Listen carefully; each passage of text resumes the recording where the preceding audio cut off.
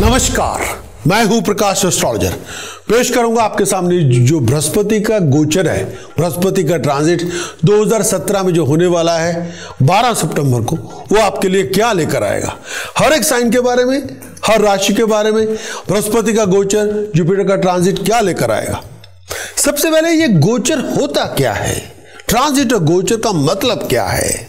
भाई ट्रांजिट और गोचर का मतलब है वो राह जिस पे प्लैनेट चलता है ज़ोडिएक के अंदर। ज़ोडिएक मतलब जो धरती के इर्द गिर्द पूरा ब्रह्मांड है, ग्रह उसमें ग्रह नक्षत्रों की गणना, जो उनकी जो रास्ता होता है, जो पथ जिस रास्ते पे चलता है, उस रास्ते को चलने वाले को, उस ग्रह चलने वाले को गोचर कहते हैं। गोचर का मतलब है चलने वाला, ट्रांजिट का मतलब है वो ग्रह जो अपने रास्ते पे चल रहा है ज़ोडिएक के अंदर।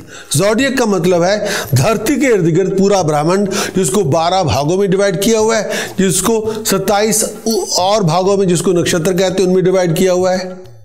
जब भी हम बर्थ चार्ट यानी जन्म कुंडली का निर्माण करते हैं, जन्म कुंडली का निर्माण करते हुए जो सेंटर ऑफ जन्म कुंडली है, जो centre of the birth chart होता है, वो धरती होता है, वो पृथ्वी होता है। जन्म कुंडली का निर्माण बेसिस होता है जन्म तारीख आपकी क्या है, पैदाइश किस जगह पे हुई है, और टाइम ऑफ बर्थ क्या है।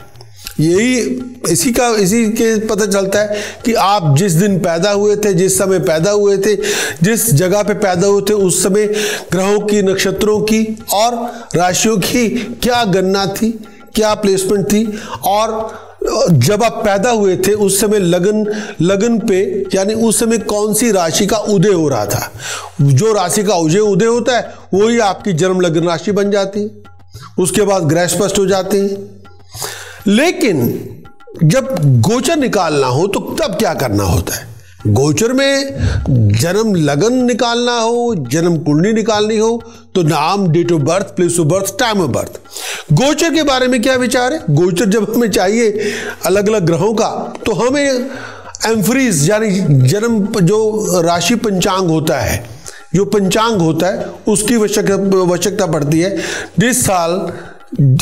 जिस साल की पंचांग होगा उसी साल की उसमें ग्रहों नक्षत्रों की गणना होगी। ट्रांजिट या गोचर ये पूरा सिस्टम है, इसमें ये पता चल जाता है कि इस समय, इस दिन, इस समय ग्रह की स्थिति क्या थी। वो पास्ट में भी जा सकते हैं, वो प्रेजेंट में भी जा सकते हैं, वो फ्यूचर में भी जा सकते हैं। ट्रांजिट का ऐसा सिस्टम है जिससे हम पता लगाते हैं ग्रहों की गति क्या होगी और ग्रहों की गणना क्या होगी। चाहे 10 साल पहले के हम किसी पर्टिकुलर प्लैनेट की गति और गणना मालूम करनी हो, या उसकी पोजीशन मालूम करनी हो, या 10 साल बाद उस ग्रह की स्थिति क्या होगी ये जानना हो, तो इस पर्टिकुलर सिस्टम को जानने के लिए गोचर की व्यवस्था है। और गोचर की गणना के मुताबिक, जिसे हम कहते हैं एस्ट्रो मैथमेटिक्स के मुताबिक, हम उसका पता लगा सकते हैं कि ग्रहों की स्थिति क्या होगी। 9 के 9 ग्रहों के हम किसी भी समय पे पास्ट 10 साल, 20 साल, 30 साल क्या स्थिति थी, आने वाले 10, 20, 30, 50 साल स्थिति क्या होगी, वो एस्ट्रो मैथमेटिक्स के सिस्टम के अंदर हम वो पता लगाते हैं। लेकिन रूटीन के अंदर वो एम्फरी, जो ईयरली एम्फरी होती है, जो वार्षिक पंचांग होता है, उससे हम पता करते हैं।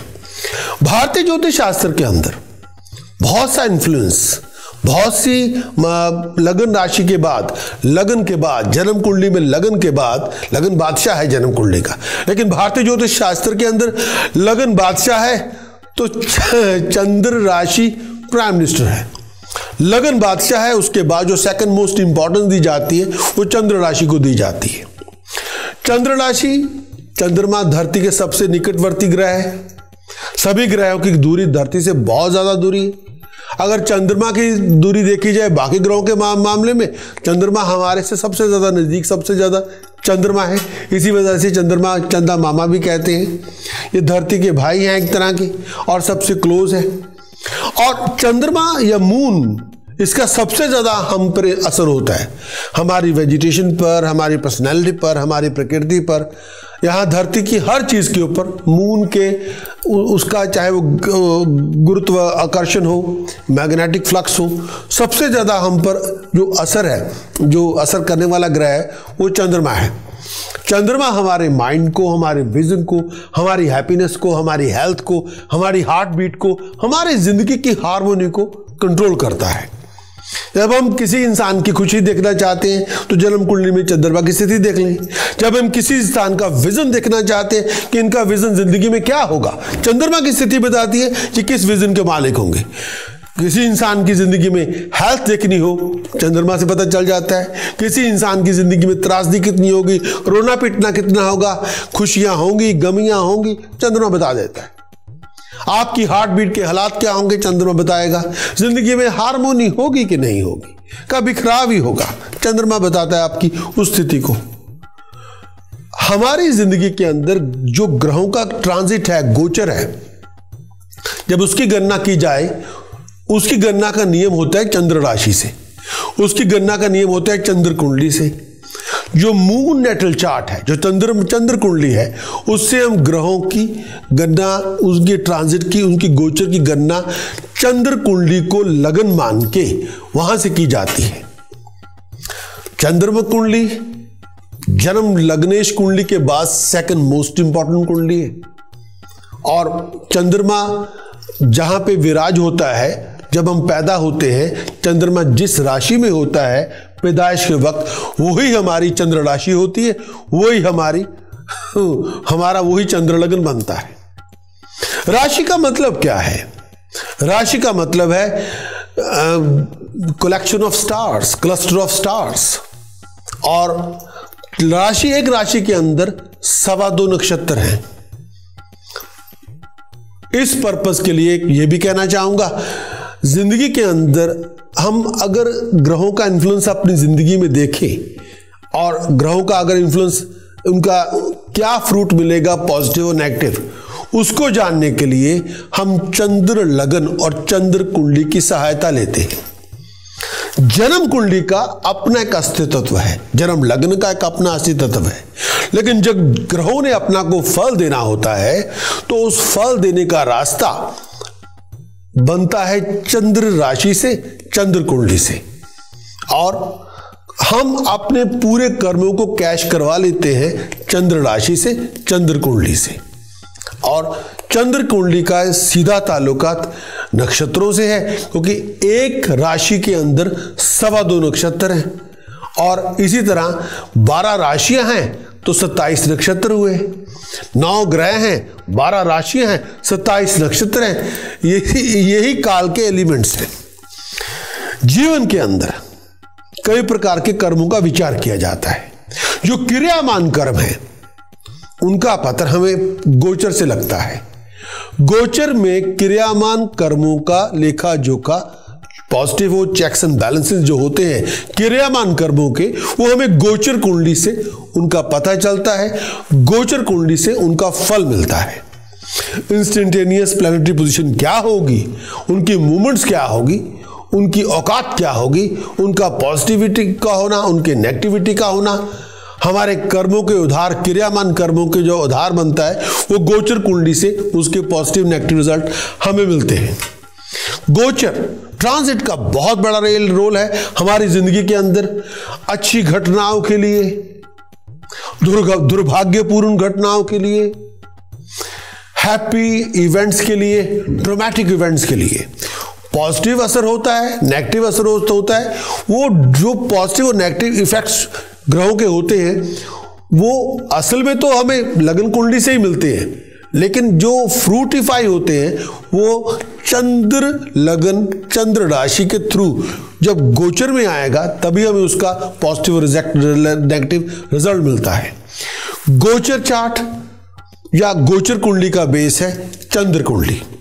चंद्र कुंडली जहां पे जिस राशि में चंद्रमा विराजमान है उसी को चंद्र लगन मान के बाकी ग्रहों को स्पर्श करके तब देखा जाता है कि चंद्र कुंडली में अब इंस्टेंटेनियस पोजीशन क्या है ग्रहों की, पॉजिटिव है, नेगेटिव है, उसी के मुताबिक हमारे उस पर्टिकुलर समय का जो फल होता है, चाहे वो वार्षिक फल हो, चाहे साप्ताहिक भविष्य हो, चाहे मासिक भविष्य हो, चाहे छमाही 6 महीने का भविष्य निकालना हो, जाने वाले 3 महीनों की स्थिति का पता करना हो, पूरे 12 महीनों की स्थिति का पता करना हो, पूरे 1.5 साल 2.5 साल का पता करना हो, तो गोचर कुंडली उसका बेस बनता है। ज्योतिष शास्त्र के अंदर जब हम प्रेडिक्टिव एस्ट्रोलॉजी के ऊपर बात करेंगे, प्रेडिक्टिव एस्ट्रोलॉजी के अंदर अलग अलग ज्योतिष शास्त्रियों की अपनी अपनी एक स्किल, नॉलेजेबिलिटी, जिस तरह से वो ग्रूम हुए हैं, जिस तरह से उन्होंने शिक्षा ग्रहण की है, जिस गुरु से शिक्षा ग्रहण की है और जिस सिस्टम को उन्होंने फॉलो किया है, तो हर एक ज्योतिष के आचार्य के अपनी अपनी टेक्निक्स होती हैं, लेकिन कुछ फंडामेंटल प्रिंसिपल्स होती हैं जिनको लेके हम चलते हैं। प्रेडिक्टिव एस्ट्रोलॉजी के अंदर जो मेन टेक्निक के पार्ट्स हैं, महादशाओं का फल प्राप्त करना, अंतरदशाओं का फल प्राप्त करना, ग्रहों की स्थिति का ज्ञान होना, जन्म कुंडली के अंदर ग्रह क्या, उसके हर ग्रह की क्या औकात है, पॉजिटिव है, न्यूट्रल है, नेगेटिव है, क्या है, मैलेफिक है, बेनिफिक है, क्या औकात है, और एकदम से शून्य है, न्यूट्रल है, कुछ नहीं कर रहा, और बिल्कुल बेजान है, शून्य अवस्था में है, या बहुत ही अति आक्रामी है, या बहुत ही अति शुभ है। तो महादशाओं के अंदर हमें ये देखना पड़ता है ग्रहों की अपनी औकात क्या है, और महादशाओं का फल बताता है कि आने वाला समय क्या लेकर आएगा, ग्रह की स्थिति क्या होंगी। लेकिन महादशाओं के अंदर अंतरदशाओं का फल भी ज्ञान प्राप्त करना होता है कि जब ये 2 ग्रहों की जब कॉम्बिनेशन बनेंगे, जब 3 ग्रहों की कॉम्बिनेशन बनेंगे, अंतरदशा से ज़्यादा जो दिशाएं बनती हैं, और प्रत्यंतर दशा, सूक्ष्म दशा, जब 3, 4, 5 ग्रहों की कॉम्बिनेशन बनेगी तो उसमें फल क्या प्राप्त होगा। लेकिन उस फल के साथ साथ हमें गोचर के फल को प्राप्त भी करना होता है। महादशा अंतरदशा के फल के बाद गोचर फल को प्राप्त करने के बाद हम एक अपनी यूनिक प्रेडिक्शन बना के देते हैं जो जानने वाला होता है कि भविष्य क्या लेकर आएगा, इंस्टेंटेनियस इस समय हालात क्या होंगे। लेकिन दोनों का थॉरो स्टडी होना बहुत जरूरी होता है। चंद्रमा रिप्रेजेंट करता है mind, vision, imagination, emotion, feeling, health, happiness, life span. चंद्रमा का ताल्लुकात ही है हमारे दिमाग से, हमारी सोच से, हमारी भावनाओं से। हम महसूस क्या करते हैं, हम किस तरह के एक्सप्रेस अपनी माइंड विजन को किस तरह से एक्सप्रेस कर पाते हैं, हमारी सेहत की स्थिति क्या है, हम कितने खुश हैं अंदर से, और जीवन काल कितना है। सूर्य रिप्रेजेंट करता है आत्मा को, लेकिन चंद्रमा रिप्रेजेंट करता है विजन को, इमेजिनेशन को, भावनाओं को, खुशी को, सेहत को और उम्र को। सूर्य का ताल्लुका सीधा आत्मा से है। लगन रिप्रेजेंट करता है हमारी शारीरिक स्थिति, शरीर बलशाली है या शरीर बलशाली नहीं है, क्या शरीर अधूरा तो नहीं है, शरीर पूर्ण तौर पे काम तो कर रहा है, लगन उसको रिप्रेजेंट करता है। लेकिन जितने भी इवेंट्स होते हैं, मेजर इवेंट्स हों जिंदगी के अंदर, किसी भी समय में, किसी भी काल में, गोचर कुंडली, चंद्र कुंडली प्रधान होती है उसमें फल प्राप्त करने के लिए। उस समय गोचर कुंडली का बेस है चंद्र कुंडली, लेकिन चंद्र कुंडली और गोचर कुंडली के मतलब एक है।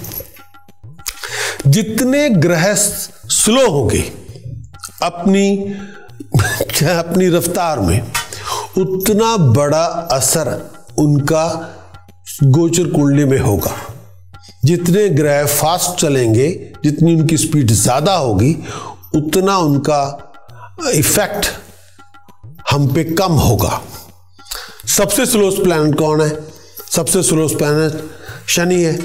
तो शनि भाई धन संपदा का मालिक है, इनकम रिसोर्सेज का मालिक है, एसेट्स का मालिक है, वेल्थ का मालिक है, लैंड, एसेट्स, प्रॉपर्टी का मालिक है। इस पृथ्वी पर जितनी धन संपदा है, शनि इसीलिए गवर्न करता है क्योंकि उस मूवमेंट बहुत स्लो है, उसका इम्पैक्ट और इफेक्ट सबसे ज़्यादा उन्हीं का होता है और लंबे टाइम तक रहता है, और वो बड़े से बड़े बदलाव लाने में सक्षम है। सबसे बड़ा बदलाव शनि लेके आता है, और जितना स्लो प्लैनेट होगा गोचर कुंडली में, उतना उसका असर होगा। ये भी नियम है। अब अगर हम देखें सूर्य का, अगर हम मोटी बात करें, अगर शनि तो बेटा है, अगर सूर्य की बात करें, और सूर्य की जो ट्रैवलिंग होती है वो ज़ोडिएक साइन के अंदर, वो 12 घर हैं। अब ज़ोडिएक साइन पृथ्वी के इर्द गिर्द पूरा घेरा 12 साइंस के अंदर डिवाइड किया हुआ है और हर एस्पेक्ट को, धरती के इर्द गिर्द पूरे ब्रह्मांड को 12 भागों में डिवाइड किया है। 12 घरों का नाम दिया गया है और सूर्य की जो ट्रैवलिंग होती है हर घर के अंदर 1 महीना होती है अप्रॉक्सीमेटली। 12 घरों को वो ट्रैवल करता है, पूरे 12 राशियों को हमारी धरती के इर्द गिर्द जो पूरा ब्रह्मांड है उसको चक्कर लगाता है 365.26 डेज के अंदर। मून हर एक साइन में ट्रैवल करता है 2.25 to 2.5 डेज के अंदर। हर राशि में उसका चलन है 2.25 दिन से लेकर 2.5 दिन तक। सूर्य का चलन एक राशि के अंदर 1 महीना है, तो 12 महीने में 12 राशियों को ट्रैवल करता है। मून का एक साइन के अंदर ट्रैवलिंग 2.25 डेज से लेके 2.5 डेज तक है, 2.25 दिन से 2.5 दिन तक। मून 12 राशियों को ट्रैवल करता है 27.32 डेज के अंदर। वीनस शुक्र हर साइन के अंदर ट्रैवलिंग उसकी 1 महीना के अंदर है एवरेज, और डिपेंड करता है कि कई बार स्पीड की वेरिएबिलिटी है, रेट्रोग्रेडिश उनका कभी वो वक्री हो जाते हैं, डिपेंड ऑन द रेट्रोग्रेडेशन, और जोडियक के अंदर जब उल्टी गति पे चलते हैं। लेकिन फिर भी 12 साइन 12 हाउसेस को वीनस अगर जन्म कुंडली में भी घुमाना हो 1 साल के अंदर पूरा कर जाता है। लेकिन वीनस जहां पे सूर्य होता है 48 डिग्रीज की दूरी पर सूर्य से हमेशा वीनस इतनी दूरी बनाए रखता है। उसके बाद बात करेंगे बुध की। सूर्य का चेला बुध है। बुध मरकरी हर साइन के अंदर उनकी जो ट्रांजिट है वो 1 मंथ एवरेज है। एक साइन में ट्रैवल करते हैं 1 महीने के अंदर। वेरिएबल स्पीड है, डिपेंड करता है रेट्रोग्रेडेशन के अंतर्गत, कभी रेट्रोग्रेड भी हो जाते हैं ज़ोडिएक के अंदर। तो 12 साइन 12 हाउसेस को रिप्रेजेंट करते हैं और बर्थ चार्ट के अंदर पूरे साल के अंदर वो पूरा चक्कर लगाते हैं 12 के 12 घरों के अंदर, 12 के 12 साइंस के अंदर, जन्म कुंडली के अंदर। लेकिन बुध हमेशा 28 डिग्री की दूरी सूर्य से बनाए रखता है। सूर्य बुध शुक्र हमेशा 1-2 घर आगे पीछे होंगे, बहुत दूरी पे नहीं होंगे। सूर्य के साथ बुध होंगे, या 1 घर पीछे होंगे या 1 घर आगे होंगे। 3 ग्रहों का कॉम्बिनेशन आप देखेंगे हमेशा जन्म कुंडली के अंदर, इन वर्ष कुंडली के अंदर 1-2 घर के आगे, उससे ज़्यादा नहीं करेंगे, मैक्सिमम की पास में ही होंगे। ये नहीं होगा कि सूर्य सप्तम भाव में है और वीनस लगन में है, ऐसा नहीं हो सकेगा। नाउ मंगल की जो गति होती है हर साइन के अंदर 2 महीने एवरेज है। हर साइन के अंदर मंगल ने ट्रैवल करना है 2 महीने के अंदर। लेकिन वेरिएबल स्पीड डिपेंड्स करता है रेट्रोग्रेडेशन के अंदर, कई बार रेट्रोग्रेड भी हो जाते हैं ज़ोडिएक के अंदर, कई बार उल्टी धीरे भी चल पड़ते हैं, कई बार उनकी गति धीमी भी हो जाती है। तो 12 साइन जो रिप्रेजेंट जन्म कुंडली के 12 घरों को करते हैं, मंगल का चलन उसके अंदर 1.88 ईयर्स है, यानी अमूमन 2 साल कह सकते हैं, या 23 मंथ के अंदर वो पूरा चक्कर 12 के 12 साइंस के अंदर करता है। 12 घरों में जन्म कुंडली के या वर्ष कुंडली के अंदर ट्रैवल तो करेगा, लेकिन वर्ष कुंडली के अंदर जब ज़ोडिएक के अंदर जो ट्रैवलिंग उसकी होती है वो 23 महीने के अंदर चक्कर लगाएगा 12 के 12 साइन का। तो ये उनकी गति है, यही उनकी सीमा है। जुपिटर की जो ट्रैवलिंग है हर साइन के अंदर, जो गोचर का चलना है जुपिटर का, हर साइन के अंदर 12 से 13 महीने एवरेज है। लेकिन फिर भी वेरिएबल एंड डिपेंड्स और रेट्रोग्रेडेशन के हिसाब से अगर 12 साइंस के अंदर जो बृहस्पति की गणना है या चलन है वो है 11.86 ईयर, यानी 12 साल के करीब। 12 साल के अंदर 12 साइंस का चक्कर लगाते हैं। 12 साइन के अंदर पूरे 12 घरों के अंदर वो अपना चक्कर लगा लेते हैं। लेकिन अगर एग्जैक्ट फिगर देखनी हो तो 11.86 ईयर्स में वो पूरा चक्कर लगा लेते हैं। अब बात करेंगे राहु और केतु की। राहु केतु हर साइन के अंदर ट्रैवल करते हैं 17 to 18 मंथ। कई बार ये भी कहा गया कि 19 मंथ तक गिरा जाते हैं, 17, 18 अप टू 19 मंथ। लेकिन 12 के 12 साइन का चक्कर राहु केतु अगर जन्म कुंडली के 12 घरों में घूमना हो उनको, बर्थ चार्ट के अंदर भी उनकी चलते रहते हैं, लेकिन अगर जन्म कुंडली के अंदर 12 के 12 घरों में राहु का चक्कर लगाना हो तो राहु अपना चक्कर लगाता है 18 साल के अंदर, 18 ईयर्स में उसको खत्म कर देता है। शनि की ट्रैवलिंग, शनि का गोचर हर साइन के अंदर 30 महीने का है, 2.5 साल का है। लेकिन वेरिएबल एंड डिपेंड करता है रेट्रोग्रेशन और हर जोडियक के अंदर 12 के 12 साइन, 12 के 12 घरों में जन्म कुंडली के वो पूरा करता है 29.46 ईयर्स के अंदर, यानी 29.46 ईयर, यानी अगर मोटे तौर पे कहेंगे कि 30 सालों में वो 12 साइंस का ट्रैवल करता है। 30 सालों के अंदर वो जन्म कुंडली का पूरा चक्कर लगा लेता है शनि। ये उसकी गति है। अगर बहुत एक्यूरेसी से देखना हो 29.46 ईयर्स के अंदर। सभी ग्रहों का गोचर का फल जब भी हम देखते हैं वो चंद्र कुंडली से देखते हैं। चंद्र कुंडली से अगर ग्रहों का गोचर का फल देखना हो, चंद्र कुंडली के मुताबिक देखना हो, तो चंद्र कुंडली से तीसरे घर में, छठे घर में, 10th हाउस में, 11वें घर में जब भी कोई ग्रह बैठा होगा अच्छा फल देगा। बाकी ग्रहों की जैसे हम मोटे तौर पे कहेंगे, अगर वैसी स्थिति देखनी हो कि ये ग्रह अच्छा फल दे रहा है, नेगेटिव दे रहा है, पॉजिटिव दे रहा है, न्यूट्रल दे रहा है, क्या हालात है, तो अष्टवर्ग पद्धति है। अष्टवर्ग पद्धति के अंदर गोचर पद्धति, उसी के मुताबिक हम पता लगाते हैं कि ग्रह की क्या असल में क्या औकात है, ये पॉजिटिव है, नेगेटिव है, क्या देगा। तो अब हम बात करेंगे जुपिटर के ट्रांजिट की। जुपिटर का ट्रांजिट जो जिसकी मैं विचार कर रहा हूं, जुपिटर के ट्रांजिट की 2017 के अंदर जुपिटर का ट्रांजिट लिब्रा में होगा और 12 सितंबर 2017 से लेके 11 अक्टूबर 2018 तक जुपिटर विचरण करेंगे लिब्रा में, तुला राशि में। यानी जुपिटर का जो गोचर है वो 12 सितंबर 2017 से लेके 11 अक्टूबर 2018 तक बृहस्पति लिब्रा में विचरण करेंगे। यही उनका गोचर की यही अवस्था होगी। अब मैं बात करूंगा जो गोचर की स्थिति जुपिटर की है, बृहस्पति की है तुला राशि में, उसका हर एक साइन के ऊपर उसका क्या असर होगा। यानी बृहस्पति की स्थिति तुला राशि में जो होने वाली है 2017 12 सितंबर को, उसका असर हर साइन के ऊपर क्या होगा। और बृहस्पति की स्थिति लिब्रा में तुला राशि में वो विचरण करेंगे 12 सितंबर 2017 से लेके 11 अक्टूबर 2018 तक। 12 सितंबर 2017 को बृहस्पति ने वर्गो यानी कन्या राशि को त्यागना है और तुला राशि में प्रवेश करना है और टाइम होगा 01.21.36 आवर्स यूके टाइम, यानी अर्ली मॉर्निंग आधी रात के समय 1:21:36 यूके टाइम। क्योंकि मैं यूके में बेस्ड हूँ तो मैं यूके के मुताबिक उसका टाइम की गणना कर रहा हूँ। यूके के मुताबिक अगर देखें तो जो यूनाइटेड किंगडम का टाइम है रात के 1:21:36 यानी AM आधी रात के समय 12 बजे के बाद। और बृहस्पति कन्या राशि को छोड़ेंगे और तुला राशि में भी लिब्रा में प्रवेश करेंगे और विचरण करते रहेंगे 11 अक्टूबर 2018। समय क्या होगा दोपहर के 1:50 यानी 13.5 आवर्स, यानी 11 दोपहर के 1:50 1:50 PM यूके टाइम 11 अक्टूबर 2018 तक बृहस्पति का विचरण होगा। वो कन्या राशि को त्याग के लिब्रा में प्रवेश करेंगे 12 सितंबर very early hours of the morning और रहेंगे 11 अक्टूबर 2018 तक दोपहर के 1:50 दोपहर के।